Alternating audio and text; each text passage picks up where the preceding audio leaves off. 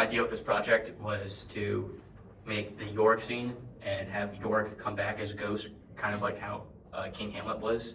And we wanted to have the ghost of York be like a mentor and give some like motivational advice as Hamlet goes off on his like the peak of his adventure, becoming as he gets face to face with death, and just kind of making a better like relationship with death by seeing the ghost of York.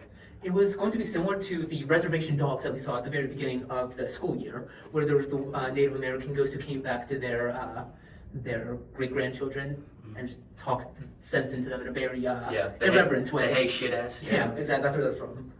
Yeah, and we kind of decided to do it in like the CBC courtyard area because we thought the setting really matched, and like with the snow and like the scenery that we applied into it, it really just kind of matched with the setting it had in the movie, and you know we really thought it would portray the scenes kind of well and make more sense, you know, with all the with the tomb and like the burial site and everything. It just really tied it in.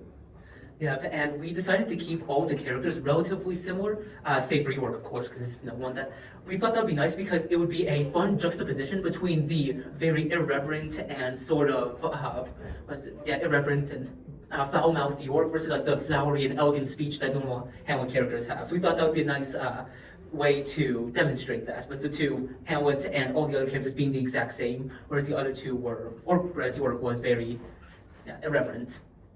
Yeah. Anyway, we hope you enjoy our project. Whose was it? A horse and mad fellows it was. Who do you think it was? Nay, I know not. A pestilence on him for a mad rogue pulled. A flagon of Rhenish on my head once. This same skull, wine sir, was Yorick's skull, the king's jester. This? Aye, that. Let me see. Alas, poor Yorick. I knew him, Horatio. A fellow of infinite jest, most excellent fancy. He hath borne me on his back 1,000 times. And now, how abhorred in my imagination it is. My gore rises at it. Here hung those lips that I've kissed I know not how oft. Where be your jibes now? Your gambols, your songs, your flashes of merriment that were wont to set the table on a roar? What? You know it's red and bad for your teeth? No, what? A brick! Not one now to mock your own grinning, quite chapfallen. Now, get you to my lady's chamber and tell her, let her paint an inch thick to hit this favor. She must come. Make her laugh at that. Hey, shit ass. From where art thou? Be you of the same origin as my father? Be it that I may need to kill another for the wretched vengeance that haunted my existence? I don't care about vengeance. I'm fucking dead. You, on the other hand, are a shit of mess. You started off good by trying to figure out who killed the king, but then you just don't tell anyone and start acting like a fucking crazy person for God knows what reason. Then you go off and break up with your girlfriend again, just for shits and giggles of it, I assume.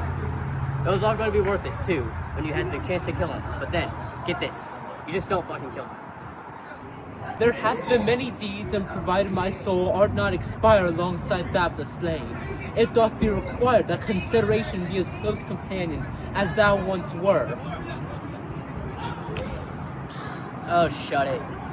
You know that you could have killed him a long time ago and been perfectly fine. It's obvious what's going on.